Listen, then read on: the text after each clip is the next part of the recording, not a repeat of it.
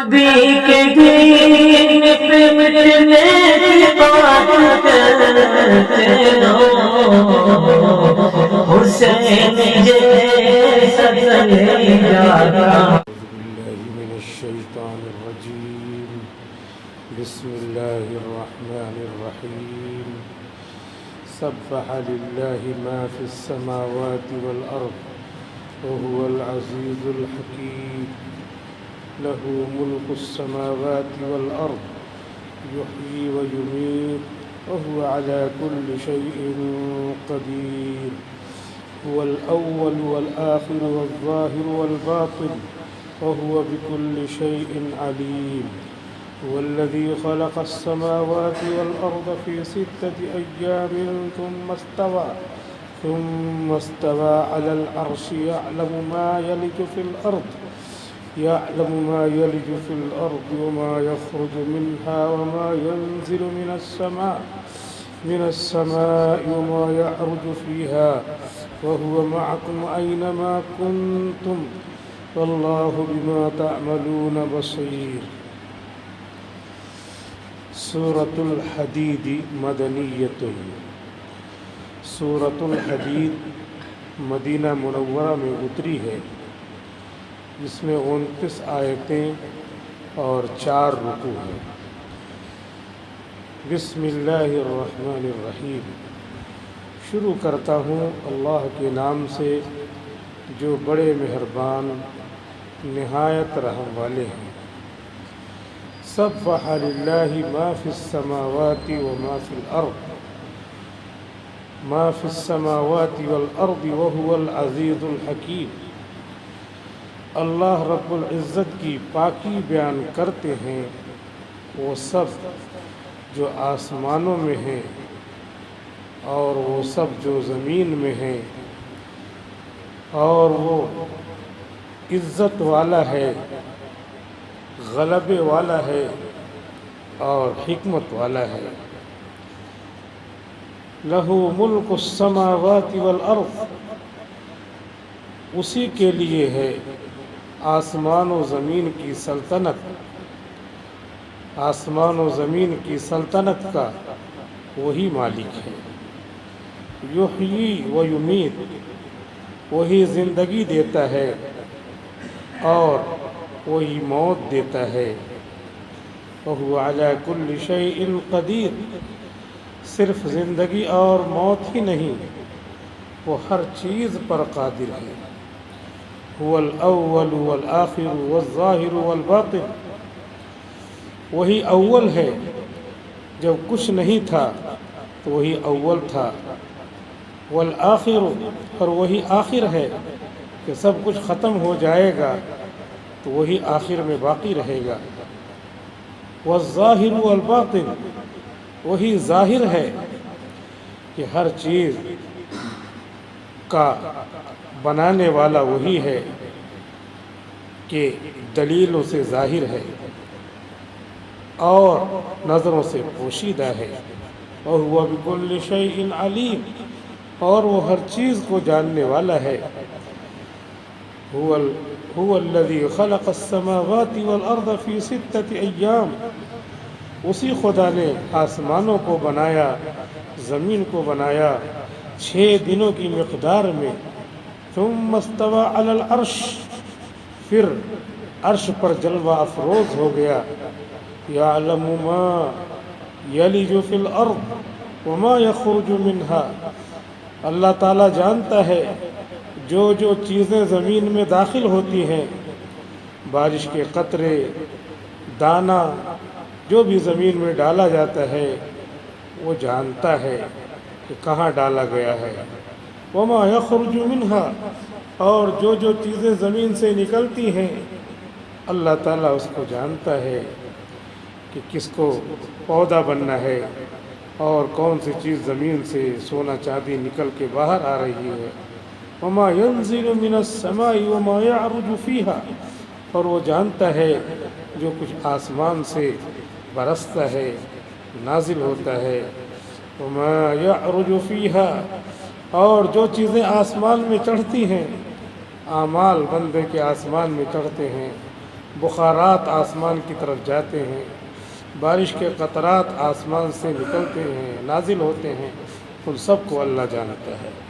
وَهُوَ مَعَكُمْ أَيْنَمَا كُنْتُمْ، اور وہ اللہ تمہارے ساتھ ہوتا ہے جہاں بھی کہیں تم رہو۔ وَاللَّهُ بِمَا تَعْمَلُونَ بَصِيرٌ، اور اللہ تعالیٰ تمہارے اعمال کو دیکھنے والا ہے۔ لَهُ مُلْكُ السَّمَاوَاتِ وَالْأَرْضِ، اسی کے لیے آسمان و زمین کی سلطنت ثابت ہے۔ وَإِلَى اللَّهِ تُرْجَعُ الْأُمُورُ، اور اللہ ہی کی طرف سارے امور لوٹائے جائیں گے۔ یولج اللیل فی النہار ویولج النہار فی اللیل، اور رات کو دن میں داخل کرتا ہے تو دن بڑا ہو جاتا ہے، اور دن کو رات میں داخل کرتا ہے تو رات بڑی ہو جاتی ہے۔ وَهُوَ عَلِيمٌ بِذَاتِ الصُّدُورِ، اور وہ دلوں کے بھید کو بھی جاننے والا ہے کہ آدمی کیا پلان بناتا ہے، کیا پروگرام، کیا منصوبے بناتا ہے۔ سورۃ الحدید مدنیۃ، اب یہاں سے سورۃ الحدید شروع ہو رہی ہے۔ شوال کا مہینہ چل رہا ہے، گویا کہ ہم رمضان کے بعد نئے سال سے شوال کے مہینے سے اب تفسیر شروع کرنے جا رہے ہیں۔ یہ 27واں پارہ ہے، 27ویں پارے کی یہ آخری صورت ہے۔ اس کے بعد 27واں پارہ ختم ہو جائے گا، پھر 28واں پارہ شروع ہوگا۔ سورۃ المجادلہ سے 28واں پارہ شروع ہوتا ہے۔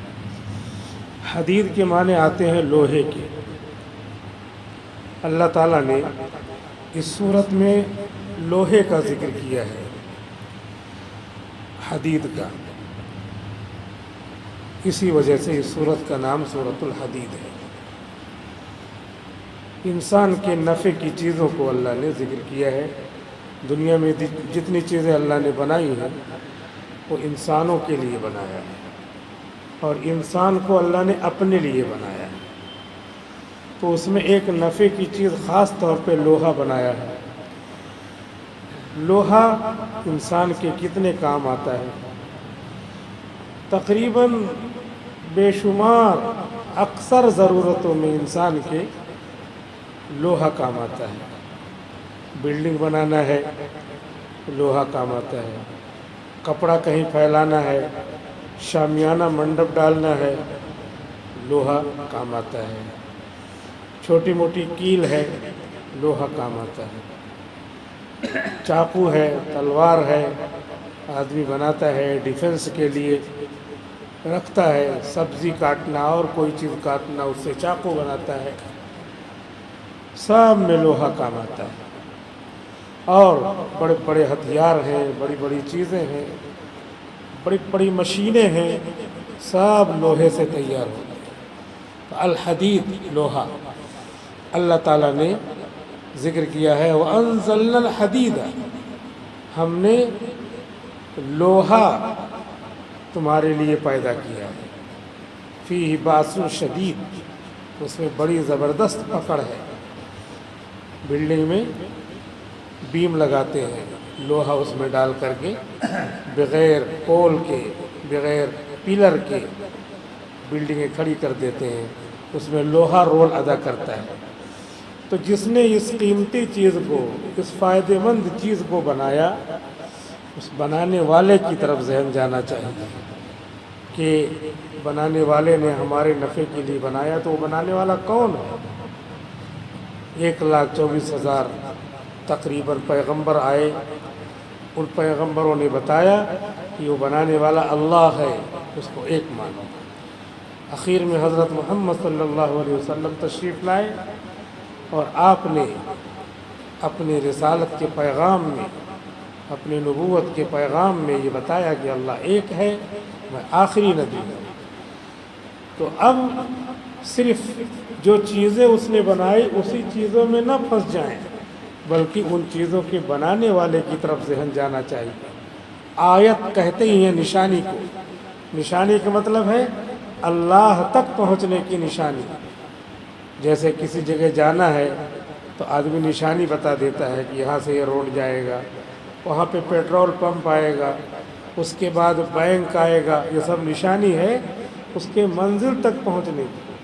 تو یہ جو آیتیں ہیں آتی ہیں قرآن میں, تو ہر آیت اللہ تک پہنچنے کی نشانی ہے. تو آیتن کے معنی آتے ہیں نشانی. تو اللہ نے جتنی چیزیں بنائی اس میں لوہا ایک قیمتی چیز بنائی, تو اس کو اس لیے بنایا تاکہ اللہ تعالیٰ تک بندہ پہنچے, اللہ کے حکموں پر عمل کرے. ہم نے نماز پڑھی کہ اللہ کا حکم ہے, لیکن تمام جگہوں پر یہ حال ہے کہ مسجدوں میں رمضان میں جتنی تعداد رہتی ہے, رمضان میں بھی نماز فرض ہے, رمضان کے بعد بھی نماز فرض ہے, لیکن اس فرض کو, اللہ کے حکم کو آدمی عملی طور پہ چھوڑ دیتا ہے اور اعتقادی طور پہ ذہن میں رکھتا ہے. تو اعتقاداً مانتا ہے تب بھی مسلمان رہتا ہے, لیکن اگر اس نے ماننا چھوڑ دیا کہ ہم مانتے ہی نہیں, تب تو کافر ہو جائے. تو اللہ کے حکموں کو ماننا, اسی میں ہم نے روزہ رکھا 30 دن کا. اب یہ شوال کا مہینہ آ گیا, اللہ کا حکم یہ ہے کہ شوال کے مہینے میں بھی استحبابی طور پہ سنت کا روزہ رکھ لے, 6 روزہ, تو اس کا بہت بڑا ثواب ہے. حضرت ابو ایوب انصاری رضی اللہ تعالی عنہ سے منقول ہے, کہتے ہیں کہ اللہ کے رسول نے فرمایا, من صام رمضان ثم اتبعه 6 من شوال فصار كصيام الدهر. کہ اللہ کے رسول صلی اللہ علیہ وسلم کا فرمان ہے کہ جس نے رمضان کے 30-29 روزے رکھے, پھر شوال کا مہینہ آیا, اس نے پورے مہینے میں 30 روزے رکھے, 6 روزے رکھے, شوال کے 6 روزے رکھے, تو 30-6-36 یا 29 اور 6-35 اتنے روزے رکھے, تو گویا کہ اس نے زندگی بھر روزہ رکھا. اس کی فضیلت حاصل کرنا چاہیے. مرد عورتیں یہ سب روزہ رکھتے ہیں, بہت سارے حضرات. کوئی عذر ہے تو فرض نہیں ہے یہ, لیکن زندگی کے لمحات گزرتے جا رہے ہیں, ایک نہ ایک دن ہماری موت آئے گی, ہمارے احباب, دوست احباب ہماری نظروں کے سامنے اس دنیا سے آنکھیں مود لے رہے ہیں. ایک وقت ایسا آئے گا کہ ہمیں بھی آنکھ مود لینا پڑے گا. ابھی جو ہے عقل کوہ میں 2 بھائی تھے, جلدی ان کا انتقال ہو گیا. عید کے بعد ہی جو ہے 2 لاشیں 2-4 دن کے فرق کے ساتھ اٹیک آ گیا. کیا ہو گیا؟ کچھ نہیں, کوئی بیماری نہیں. بیماری جو رہتی ہے ویسے سال ہر سال چلتی رہتی ہے, اور اس سے کم بیماری میں بھی اس دنیا سے آدمی رخصت ہو جاتا ہے. یہ شوال کا مہینہ چل رہا ہے, ہر مہینے میں, ہر لمحے میں ہم کو نیکیاں جمع کرنا ہے, نیکیاں اکٹھا کرنا ہے. تسبیحات, تلاوتیں, ان سب کا معمول بنا کر کے اسی طرح کرتے رہنا ہے. حضور صلی اللہ علیہ وسلم سے ایک صحابی نے پوچھا کہ میرے لیے کچھ مختصر عمل بتا دیجیے کہ جسے میں کرتا رہا. تو اللہ کے رسول نے فرمایا, پڑھ لو لا الہ الا اللہ اور ثم استقم, اور اس کے بعد اسی پہ جمے رہنا. یہ کلمہ چھوڑنا نہیں, موت تک اسی پہ جمے رہنا. بس یہی مختصر. تو اب یہی مختصر ہمارے لیے یہ وظیفہ ہے کہ ہم ایمان لے آئے. اب ایمان لانے کے بعد اس کی کوشش رہے کہ یہ ہمارے دل سے نکلنے نہ پائے, جمع رہے. اس کے لیے حدیث میں بھی بزرگان دین معمول بتاتے ہیں. حدیث میں ہے کہ اپنے ایمان کو تازہ کیا کرو کلمہ لا الہ الا اللہ کے ذریعے. بزرگان دین بتاتے ہیں کہ صبح کو 100 مرتبہ کلمہ پڑھ لو, شام کو 100 مرتبہ پڑھ لو, ایمان تازہ رہے گا, ایمان پر جمے رہیں گے. اس دنیا سے رخصت ہوں گے تو کلمہ زبان پہ جاری رہے گا, لا الہ الا اللہ پڑھتے ہوئے اس دنیا سے رخصت ہوں گے. اور حضور صلی اللہ علیہ وسلم کا یہ بھی ارشاد ہے کہ جو آدمی ایسا ہو کہ آخری کلمہ اس کا لا الہ الا اللہ اس دنیا میں جانے کے وقت آخری کلمہ اس کا لا الہ الا اللہ ہو، آخری لفظ اللہ ہو، تو پھر وہ جنتی ہے، کیونکہ اس نے اللہ کا نام لیا تو اس کے بعد جتنے اس نے پہلے گناہ کیے ہیں وہ سب مٹ گئے۔ قرآن شریف میں ہے ان الحسنات یذہبن السیئات، بے شک گناہ کو نیکیاں کیا ہیں، مٹا دیتی ہیں۔ تو سب سے بڑی نیکی کلمہ لا الہ الا اللہ ہے۔ تو آدمی کو کوشش کرنا چاہیے کہ میرا آخری وقت کلمہ لا الہ الا اللہ کے ساتھ ہو، اور اس کوشش کا طریقہ یہ ہے کہ آدمی زیادہ جس میں لگا رہتا ہے اسی حالت میں انتقال ہوتا ہے، اسی حالت میں موت ہوتی ہے۔ سب کام چھوڑنے کے بعد فوراً کلمہ پڑھنا چاہیے، لا الہ الا اللہ محمد رسول اللہ۔ ہمارے استاذ تھے دارالعلوم دیوبند کے شیخ الحدیث اور صدر المدرسین حضرت مفتی سعید احمد صاحب پالنپوری رحمۃ اللہ علیہ، پڑھاتے رہتے تھے کتاب ہم لوگوں کو، تو انہوں نے ترمذی شریف پڑھائی، ہم لوگ پھر فارغ ہو گئے، اور ہمارے جو شیخ الحدیث تھے ان کے انتقال کے بعد حضرت مفتی سعید صاحب شیخ الحدیث ہوئے، انہوں نے بخاری پڑھائی دوسرے لوگوں کو۔ تو وہ پڑھاتے تھے، پڑھاتے پڑھاتے بیچ میں کوئی واقعہ سنایا، کوئی ہنسی کی بات سمجھانے کے لیے سنائی، تو جب وہ ہنسی کی بات ختم ہوتی، وہ واقعہ ختم ہوتا، تو فوراً کہتے لا الہ الا اللہ محمد رسول اللہ۔ تو اس طریقے سے کلمہ لا الہ الا اللہ کا ورد رکھنے، اور جیسے آدمی خالی ہو فوراً زبان پہ اللہ کا نام آئے، کلمہ آئے، تو آخری وقت میں اللہ رب العزت کلمے کو زبان پہ جاری رکھ دیتی ہے۔ جس حالت میں آدمی رہے گا زیادہ اسی حالت میں موت آتی ہے۔ واقعہ ہے کہ کچھ لوگ چوری کر رہے تھے، چوری کرنا ان کا معمول تھا، عادت تھی، تو ایک گھر میں گئے چوری کرنے کے لیے، نیا نیا جوڑا تھا، نئی نئی شادی ہوئی تھی، گھر میں سارا سامان تھا، نیا نیا آیا ہوا تھا، وہ لوگ گھس گئے، اکیلے میاں بیوی تھے، ایک بستر پہ سو رہے تھے۔ انہوں نے کیا کیا، رات میں، پہلے یہ سب آلات نہیں تھے، دوسرے ٹائپ کے آلات تھے، اسی زمانے میں سیندھ لگانی پڑتی تھی، دیوار کو کھودتے تھے اندر سے، اس میں سوراخ بناتے تھے، پھر اندر سے گھس جاتے تھے، اس طرح چوریاں ہوتی تھی۔ تو ایسے گھس گئے، اور گھسنے کے بعد پھر جو ہے انہوں نے دروازہ کھولا اور چارپائی دھیرے سے اٹھا کر کے ان لوگوں نے کیا کیا، دونوں کو اٹھا کر کے باہر کر دیا۔ ان لوگوں کی نیند نہیں کھلی، باہر کر دیا، اس کے بعد اندر سے دروازہ بند کر دیا، اور دوسرا دروازہ جس سے ان کو چوری کرنا آسان ہو، اس طرح چوری کرنے کے لیے انہوں نے دروازہ کھولا، اور دھیرے دھیرے سامان سوچ رہے تھے کہ منتقل کرتے رہے، ایسے تو دھیرے دھیرے سامان منتقل کرتے رہے، ادھر لے جاتے رہے، جاتے جاتے، اور اس کے بعد پھر جب آخری سامان لے کے جا رہے تھے، آئے اور اس کو لے جا رہے تھے، تب تک وہ پوری چھت ڈھہ گئی، اور اسی میں جتنے چور تھے سب کے سب مر گئے، اور یعنی چھت پوری گر گئی، دیوار گر گئی، اسی میں سب ختم ہو گئے۔ تو یہ واقعہ اس لیے بیان کیا جاتا ہے کہ آدمی کا جو مشغلہ ہوتا ہے، جو ہابی ہوتی ہے، اسی ہابی اور مشغلے میں آخری وقت آتا ہے۔ ان کا مشغلہ ہی یہی تھا، دن بھر کہیں بھی ہو پلان بنائیں گے کہ فلاں جگہ چل کے ڈکیتی ڈالنا ہے، چوری کرنا ہے، تو آدمی جیسے پلان بناتا ہے تو وہی آخری وقت اس کا ہوتا ہے، گویا کہ اسی میں اس کا آخری وقت آتا ہے۔ تو ہم لوگوں کو اس سے یہ نصیحت لینا چاہیے کہ اپنا مشغلہ یہ بنانا چاہیے، خالی ہو تو جھٹ سے قرآن شریف کھلے، چلو ایک پارہ آدھا پارہ پڑھ لیتے ہیں۔ قرآن شریف وضو کر کے پڑھنا پڑتا ہے، ٹھیک ہے، وضو نہیں ہے تو اپنے جیب میں تسبیح ہو نکال کے فوراً پڑھنا چالو کر دیا۔ تسبیح نہیں ہے تو بھی زبان خالی ہو گئے، زبان پہ فوراً درود شریف پڑھنا شروع کر دیا۔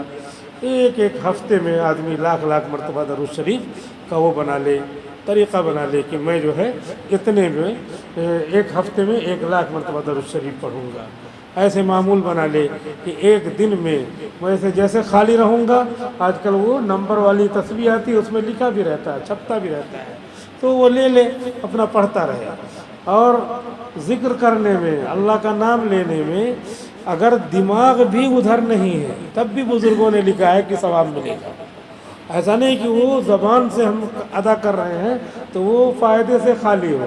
ہاں یاد کرنا، ذکر کا مطلب یاد کرنا تو اصل دل ہی سے ہوتا ہے نا. آدمی بیٹھا ہے ارے کس کو یاد کر رہے ہیں، وہ کس سے ہوتا ہے؟ دل سے ہوتا ہے.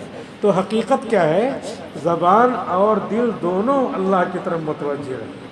لیکن کتابوں کی تشریح میں، حدیثوں کی تشریح میں ہمارے بزرگان دین نے یہ فرمایا ہے کہ اگر دل بھی کہیں ادھر ادھر ہو، کہیں بھی ہو ادھر ادھر، اور زبان سے آدمی پڑھ رہا ہے تب بھی وہ بیکار نہیں ہے. کم سے کم اتنا حصہ بدن کا اللہ کو تو یاد کر رہا ہے. دل بھی کیا ہے؟ بدن کا ایک حصہ ہے، بلکہ وہ رئیس العضو ہے. اگر زبان کٹ جائے تب بھی آدمی زندہ رہے گا، لیکن دل کاٹ کے ادھر ادھر رکھ دیا جائے تو فوراً آدمی مر جائے گا. وہ تو سب سے زیادہ امپورٹنٹ پارٹ ہے. تو زبان بھی ایک حصہ ہے اور دل بھی ایک حصہ ہے، آنکھ کان ناک یہ بھی ایک حصہ ہے. تو بدن کا ایک حصہ کم سے کم اللہ کو یاد کر رہا ہے.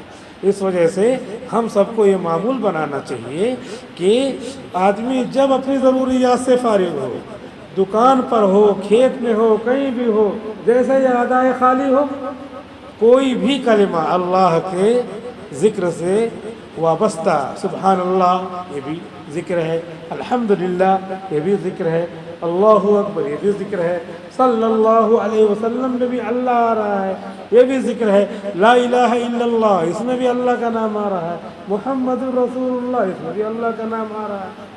اس میں کوئی بھی آدمی معمول بنا لے اپنی فضیلت کے اعتبار سے. جیسے درود شریف کے بارے میں آتا ہے کہ کوئی بھی مصیبت ہو، اگر ہم نے درود شریف پڑھا ہے، پڑھ کر کے ہم دعا مانگے تو دعا قبول ہوتی ہے، اور نہ بھی دعا مانگے اسی لیے پڑھ رہے ہیں کہ اللہ مصیبت دور کرے تو وہ دعا میں آ گیا تو اللہ تعالیٰ وہ مصیبت دور کرتے ہیں. ایسے ہی لا حول ولا قوت الا باللہ کے بارے میں آتا ہے کہ عرش کے نیچے کا خزانہ ہے. اس کے بارے میں آتا ہے کہ جو آدمی اس کو پڑھتا ہے، موت اگر نہیں ہے، موت کے علاوہ کوئی بھی پریشانی بیماری ہے تو یہ پڑھنے والا اس بیماری سے محفوظ رہتا ہے، یا آ گئی ہے تو اللہ اس مصیبت کو دور کرتے ہیں. تو جتنے کلمات ہیں ان کی الگ الگ اپنی امپورٹنٹ ہے. جیسے کھانے الگ الگ ہیں، کسی کے گھر میں زیادہ دال چاول بنتا ہے، کسی کے گھر میں گوشت مچھلی زیادہ بنتی ہے، کسی کو گوشت کی قسموں میں کوئی چیز زیادہ پسند ہے. تو اس طرح اگر ہم کو پسند ہے، اللہ کا نام اس میں آ گیا ہے، اس کی فضیلتیں کبھی عالم کسی انداز سے ایک کلمے کی فضیلت بیان کی ہے، حدیث میں کسی کی فضیلت دوسرے انداز سے آئی ہے، تیسرے انداز سے، جو ہم کو اچھی لگ جائے. اللہ ہمارے دل کو دیکھتے ہیں، ہمارے دل کے اخلاص کی وجہ سے اس کا ثواب بھی اللہ تعالیٰ بڑھا دیں گے. کبھی کبھی ایسا ہوتا ہے کہ تمام طرح کی فضیلتیں سن کر کے آدمی سوچتا ہے یہ کروں یا یہ کروں، تو اس کا جواب یہ ہے کہ کوئی بھی ایک کرو، لیکن کرو، وقت برباد نہ ہونے دو. وقت بہت قیمتی ہے. یہ شوال کا مہینہ جو چل رہا ہے تو شوال سے لے کر کے رمضان آنے میں دیر نہیں لگتی، وقت گزرتا جائے گا اور آدمی کا اسی طریقے سے آخری وقت آ جائے گا. اور کوئی بھی وقت جو ہے ہر لمحہ بہت قیمتی ہوتا ہے، ہر منٹ اور سیکنڈ بہت قیمتی ہوتا ہے، ہر دن بہت قیمتی ہوتا ہے. تو اسی کا اپوزٹ یہ سمجھنا چاہیے کہ کوئی بھی دن منحوس نہیں ہوتا، کوئی بھی لمحہ منحوس نہیں ہوتا، کوئی بھی تاریخ منحوس نہیں ہوتی. تو بہت سارے لوگ تو شوال کے مہینے میں پہلے شادیاں وادیاں بھی نہیں کرتے تھے، اب بھی جب شادی وادی کرتے ہیں تو کیلنڈر دیکھتے ہیں، اس میں کہیں چھوٹا سا اقرب لکھا ہوا ہے اور کچھ لکھا ہوا ہے، تو اس سے مقرر کرتے ہیں کہ اس لیے یہ تاریخ شادی والا ٹھیک نہیں ہے. تمام تقریریں علماء کی سنتے ہیں کہ ہر لمحہ قیمتی ہے. قیمتی کا مطلب کیا ہوا؟ کوئی لمحہ منحوس نہیں. لیکن وہی جب موقع آتا ہے عمل کرنے کا تو پھر وہ سمجھتے نہیں یہ دن ٹھیک نہیں. ارے کتنے بتایا، بار بار تو یہ سن رہے تھے کہ ہر لمحہ قیمتی ہے، اچھا ہے، اور ادھر جب شادی کا موقع آیا تو کہہ رہے یہ لمحہ ٹھیک نہیں، یہ پورا دن ٹھیک نہیں، یہ گھنٹے ٹھیک نہیں. تو اس طریقے سے شیطان ہم کو کیا کرتا ہے، ہمارے عقیدے کو، ہمارے ذہن کو، ہمارے ایمان پر سیدھ لگاتا ہے اور پھر وہ راستہ پا جاتا ہے، ہم سے غلط کام کروا لیتا ہے۔ تو اللہ رب العزت نے ہم کو یہ وقت دیا ہے، اب شوال کا مہینہ آیا ہے تو اس میں ہم اللہ کے حکم پر عمل کر لیں، 6 روزے رکھ لیں۔ کوئی بیمار ہے، عذر ہے، یا یوں ہی عذر نہیں من کہہ رہا ہے تو فرض نہیں ہے، اس کو ثواب نہیں ملے گا، لیکن زندگی ہے، کب جو ہے آنکھیں بند ہو جائیں تو آدمی کو موقع تلاش کرنا چاہیے۔ یہ موقع ہے، اس میں آدمی 6 روزے رکھ کر کے ثواب کما سکتا ہے۔ اللہ رب العزت فرما رہے ہیں کہ دنیا کی ہر چیز، آسمان و زمین کی ہر چیز اللہ کی عبادت کر رہی ہے۔ سبح کے معنی آتے ہیں تسبیح کرنا، تو تسبیح کا الگ الگ طریقہ ہے۔ مثال کے طور پہ چاند، سورج، یہ سب نکلتے ہیں اور اپنے محور پر چلتے رہتے ہیں، یہی ان کی تسبیح ہے، وہی ان کا سجدہ ہے، وہی ان کی عبادت ہے۔ کتنی دھوپ ہو رہی ہے، پتے ہرے ہرے، ٹھیک دوپہر میں 12 بجے 1 بجے دھوپ کو سہتے ہیں، برداشت کرتے ہیں۔ ہم 2 منٹ کے لیے نہیں کھڑے ہو سکتے، ارے چھاؤں میں چلے جاؤ، ادھر آ جاؤ، پسینے میں شرابور ہو گئے، لیکن وہ اللہ کا حکم ادا کرنے کے لیے پابند ہیں کہ دوپہر میں ہٹ کر کے کہیں دوسری جگہ نہیں چلے جاتے، ان کی وہ عبادت ہے۔ سورج جب لوگوں کو گرمی پہنچا رہا تو خود کتنا گرم ہوگا، لیکن وہ پوری تپش اس کے اندر موجود ہے، اس تپش کے باوجود اپنا کام کر رہا۔ یہ نہیں کہ میں بہت دنوں سے جل رہا ہوں، اب مجھے جو ہے اے سی چاہیے، ٹھنڈا چاہیے، میں اب چاند بن جاتا ہوں اور چاند سے کہتا ہوں تو سورج بن جا، ایسا نہیں، اپنی عبادت میں لگا ہے۔ جس کو سورج بنا دیا اسے گرم ہی رہنا ہے، جسے چاند بنا دیا اسے ٹھنڈا ہی رہنا ہے، تو یہی ان کی عبادت ہے۔ وَهُوَ الْعَزِيزُ۔ کوئی یہ کہے کہ کیوں سورج کو چاند نہیں، چاند کو سورج نہیں بنایا، یا ہم کو کیوں اللہ تعالیٰ نے فلاں زمانے میں نہیں پیدا کیا، ہم کو ہی سورج چاند بنا دیتے۔ اللہ نے جیسا کر دیا اسی حالت میں رہو۔ وَهُوَ الْعَزِيزُ۔ وہ غالب ہے، وہ کرنے والا ہے، جیسے چاہے ویسے کرے گا۔ تمہاری شکلیں بھی بدل سکتا ہے اگر تم عبادت میں نہیں لگتے، اللہ کے حکموں کو توڑتے رہتے ہو تو اللہ تعالیٰ نے پرانی قوموں کو، امتوں کو خنزیر بنا دیا، بندر بنا دیا، اور جو ہے اس طرح کے واقعات ہیں۔ ہم لوگوں کی شکلیں بھی، جو لوگ عبادت نہیں کرتے، اللہ سے دور ہے، زناکاری، مکاری، طرح طرح کے کاموں میں لگے ہوئے ہیں، تو حقیقت میں ان کی شکل کیا ہے؟ جیسے حدیث شریف میں آتا ہے کہ آدمی نماز پڑھتا ہے، وضو کرنے کے لیے آتا ہے تو وضو کے قطرات سے گناہ جھڑتے ہیں، گناہ جھڑتے ہیں۔ تو بہت سارے ہمارے بزرگان دین، جیسے امام ابو حنیفہ رحمۃ اللہ علیہ کا خاص طور پہ نام آتا ہے کہ ان کو دکھائی دیتا تھا یہ گناہ جھڑ رہے ہیں، فلاں فلاں گناہ اس نے کر رکھا ہے جو جھڑ رہے ہیں۔ ایسے دلی میں ایک بزرگ تھے،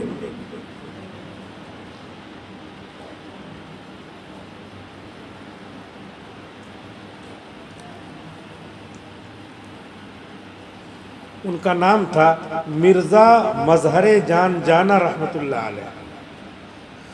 تو وہ بزرگ تھے،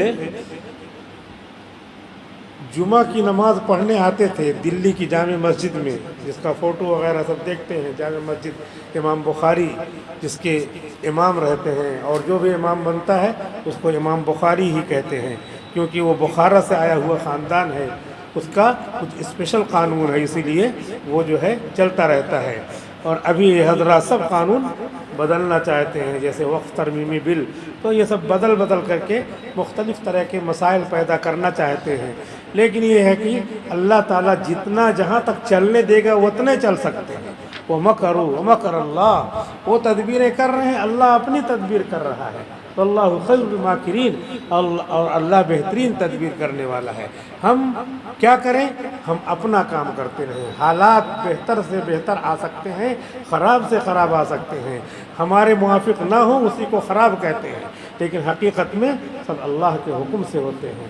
وَمَا تَسْقُطُ مِن وَرَقَةٍ، اور ایک پتا بھی جھڑتا نہیں کہ زمین پہ آئے گر گئے اور اللہ کو پتہ نہ ہو، سب اللہ تعالیٰ جانتا ہے۔ تو ساری چیزیں اللہ کے علم میں ہیں، حالات ابتر آئے، حالات بہتر ہوں، دونوں حالتوں میں ہم کو اللہ کو یاد رکھنا ہے۔ حالات ہمارے موافق نہیں ہیں تو حسبنا اللہ و نعم الوکیل پڑھنا ہے، اور زیادہ سے زیادہ پڑھتے رہنا ہے۔ تو بہرحال ہم اللہ کے قریب ہوں، اللہ سے دور نہ ہوں۔ اگر ہم اللہ سے دور ہیں تو اللہ رب العزت اسی دنیا میں ہم کو گناہوں کا پتلا بنائے ہوئے ہیں، اور بعض لوگوں کو وہ گناہ دکھتا ہے۔ تو حضرت مرزا مظہر جان جانا رحمۃ اللہ علیہ دلی کی جامع مسجد میں نماز پڑھنے جاتے تھے جب، تو اپنے چہرے پر ایسے برقع ڈال لیتے تھے، برقی جو آج کل جو ہے خواتین وہ برقع اوپر لگا لیتی ہیں، ایسے ڈال لیتے تھے۔ تو خادم جو ساتھ میں چلتا تھا تو وہ کہتا تھا کہ حضرت آپ کیوں برقع یہ ڈال لیتے ہیں، سمجھ میں نہیں آتا۔ تو بعض خادم جو بہت زمانے سے رہتے ہیں تو ہر سوال وہ کر لیتے ہیں، وہ کیا ہو جاتے ہیں، بے تکلف ہو جاتے ہیں، تو ان کو منع کرتے تھے کہ ہر طرح کا سوال مت کیا کرو، اس کا جواب نہیں دیا جاتا، تم اس کو نہیں سمجھ پاؤ گے۔ تو بار بار ایسے سوال کرتا رہتا تھا کہ حضرت آپ جو ہے کیوں جو ہے برقع ڈال لیتے ہیں، برقع ڈال لیتے ہیں اپنے چہرے پر۔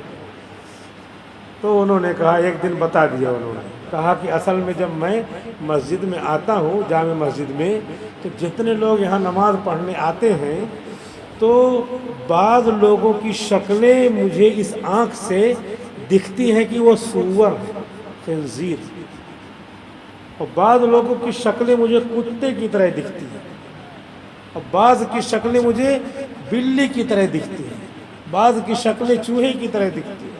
اب ایسے میں دیکھتا ہوں تو برداشت نہیں کر پاتا، اب میں کس سے کہوں کہ تم اپنے چہرے پر برقع لگا لو تاکہ میں نہ دیکھوں، کس سے میں کہوں گا؟ تو اس لیے میں خود ہی عمل کر لیتا ہوں کہ مجھے نہ دکھے، تو اسی لیے میں اپنے چہرے پہ ڈال لیتا ہوں۔ اس طرح آدمی یہاں دنیا میں گناہ کر رہا ہو، سمجھ نہیں رہا ہے کچھ کہ کیا ہو رہا ہے، حالانکہ گناہ کرتے کرتے اس کا دل سیاہ ہو جاتا ہے، اور جو گناہ جھڑتے ہیں جھڑ نہیں رہا ہے تو اس کو اللہ تعالیٰ کون سی شکل میں رکھے ہیں؟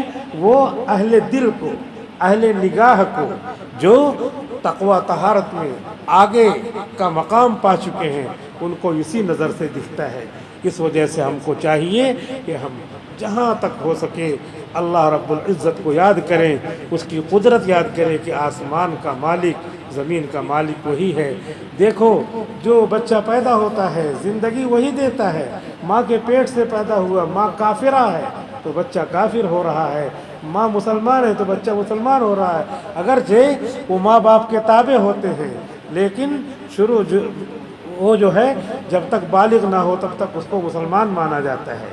اور اس دنیا میں عام طور پہ یہی ہوتا ہے کہ جس کے گھر پیدا ہوا تو ماں باپ کی طرح وہ ہوگا بعد میں چل کر کے، ویسے ہی ہوتا ہے۔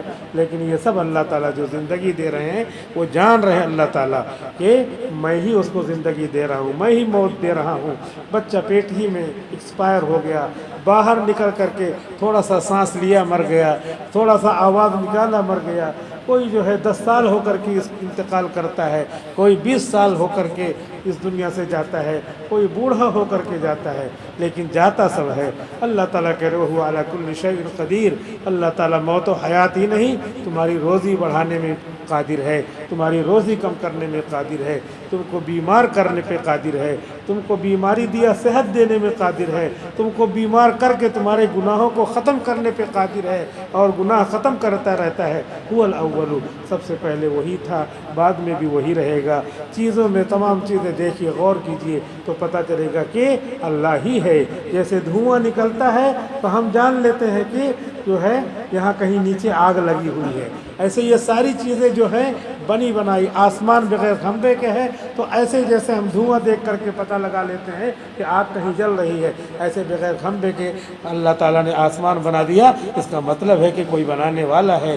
زمین ہے، پانی پہ بچھا دیا تو جیسے دھواں دیکھ کر کے ہم آگ پتہ لگا لیتے ہیں، ایسے ہی ہم زمین دیکھ کر کے یہ پتہ لگا لیں کہ پانی پہ کیسے کس نے کھڑا کر دیا، تو اللہ ہی ہے۔ تو اس طریقے سے اللہ ظاہر ہے اور نظروں کے سامنے نہیں ہے، جو کہ ہم اسے دیکھ لیں تو باطن بھی ہے۔ اللہ ہر چیز کو جاننے والا ہے۔ آسمان و زمین کو پیدا کر دیا، 6 دنوں کے اندر پیدا کیا، 6 دنوں کی پہلے دن نہیں تھے، اسی لیے کہا ہے 6 دنوں کی مقدار میں اللہ تعالیٰ نے پیدا کیا آسمان و زمین کو۔ اب اس لیے 6 دن میں پیدا کیا، کہہ دیتا کن فیکون، لیکن 6 دن میں اس لیے پیدا کیا کہ ہم لوگوں کو چاہیے کہ اپنی زندگی کو منظم بنائیں، اکٹھا نہیں کہ دن بھر میں 5 نمازیں ہیں، چلو فجر کے وقت آج 5 پڑھ لیتے ہیں، دن بھر چھٹی رہے گی، نہیں، دھیرے دھیرے کام کرے. وہی کام کرنا ہے اس کو تقسیم کر کے کرے. یہ نہیں کہ ایک بارگی کرے. ایک بارگی کرنے کا حکم نہیں دیا ہے. اگر کسی آدمی کو زیادہ کام کرنا ہے تو اس کے لیے معمول بنائے. مثال کے طور پہ ہر نماز کے بعد 10 مرتبہ پڑھ لے سبحان اللہ الحمدللہ اللہ اکبر. 10 مرتبہ پڑھ لے تو 5 نمازوں میں 50 مرتبہ ہو جائے. اور 7 دن میں کیا ہے، 7 5 35 350 مرتبہ ہو گئے اور اس کو پتہ بھی نہیں چلے گا. اور آدمی باتیں کرتے رہے، سنت پڑھتے رہے، اتنے 10 مرتبہ پڑھ کے گیا تو اس کا بھی ہفتہ گزر گیا، اس کا بھی ہفتہ گزر گیا. اس کا ہفتہ گزرا تو 350 مرتبہ تسبیح ہو گئی اور اس کا ہفتہ گزرا تو کچھ نہیں ہوا، اس کو پتہ بھی نہیں چلا. تو اس طرح حدیث شریف میں آتا ہے ہر نماز کے بعد 10 مرتبہ سبحان اللہ الحمدللہ اللہ اکبر پڑھ لے. تو ایسے تقسیم کر لینا چاہیے تو اس کو زیادہ بھاری نہیں پڑتا ہے. اس لیے آدمی معمول بنا لے کہ میں روزانہ کتنا جو ہے تسبیح پڑھ سکتا ہوں، میں کتنا درود شریف پڑھ سکتا ہوں. تو اس کے اعتبار سے روز اتنا پڑھنے کی کوشش کرے. اب اس کے بعد مہینہ گزرے گا، مان لیا روزانہ وہ 1000 مرتبہ درود شریف پڑھتا ہے صلی اللہ علیہ وسلم صلی اللہ علیہ وسلم.